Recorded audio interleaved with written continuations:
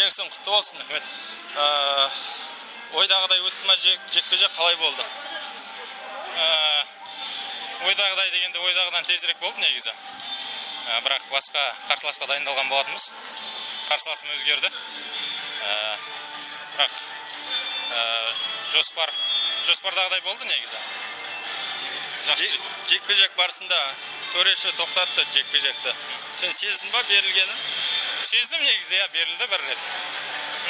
Мойындамай тұрғасын мен соңына дейін жеткізіп дәлелдеп берейін дедім тағы да бір рет. Сол үшін өзімде олай біткенін қаламадым. Точкасын қою керек болды. Болашақта алдағы пландарың, жоспарлар? Жоспарларым 2021-де жақсы өнер көрсетіп, ары қарай үлкен бір промоушнның контрактын алсам деймін. Сол. Алаш Прайд ұйымына не айтасың? Алаш Прайд ұйымына президент Данияр Қасқаров ағамыз үлкен рахмет. Осындай балаларға мүмкіндік беріп, осындай шаршы алаңда жақсы қарсыластармен қойып беріп атқанына сол үшін үлкен рахмет айтам Алаш Прайд ұйымына, ұжымына и Данияр ағамызға. Ал жақсы сәттілік алдағы жекпе-жектерінде.